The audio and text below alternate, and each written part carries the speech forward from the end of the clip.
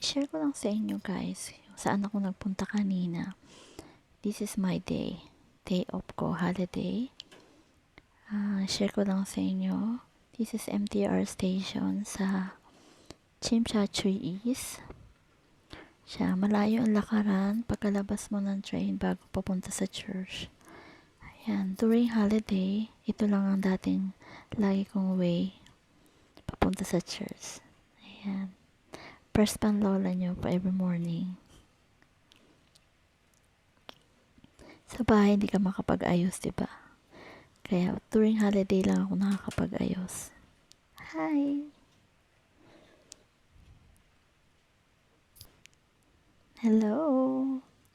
Yan, lakad-lakad tayo. Hello, Marepe. Welcome to the group, to the Pilgrims family and her friends. Birthday pala ni Ate Ami ngayon, so nagmadali kami na mag-celebrate ng birthday niya. Happy birthday to you, Ate Ami. Salamat sa post.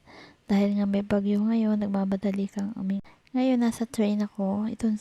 Yung time na yan is 12 o'clock. Maraming tao sa train. Siguro nagmamadali na rin silang umuwi dahil sa may bagyo. Pero usually wala pa yung ulan.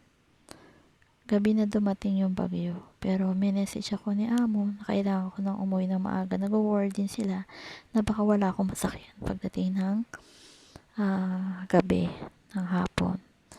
So, pauwi na nga ako niyan. Ito yung mall. Sobrang dami pa ng tao sa mall. Parang hindi nila iniintindi na may typhoon nga, signal number 8. So, marami pang mga Pilipina dyan na nakatambay sa mga gilid. Pauwi na ako. Nagsaglit ako mag-video ng mall kasi nga Sunday ngayon. Usually, lumalabas din talaga ang mga amo namin pag Sunday. Yan, nag-abang na ako ng sasakyan. Kinakabahan pa ako kasi parang wala na atang masakyan. Wala nang minibus papunta sa amin. Yan, medyo umuulan na siya. Pero hindi pa malakas. Ay, dumating na nga yung aming minibus. Yan. Tapos dumating na ako sa aking bahay. Sa aming lugar. Yan, pauwi na si Ate Sarah. Yung aming welcome.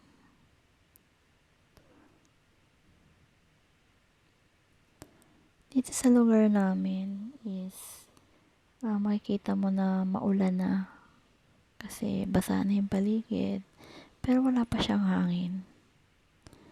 Yan. Tahimik yung lugar namin.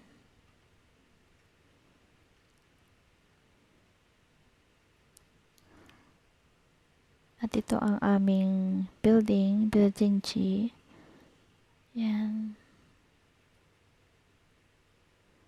So, makikita mo na yung mga salamin. May mga X yan. Ibig sabihin, panglaban nila sa type. At press na nga ang lolaw nyo.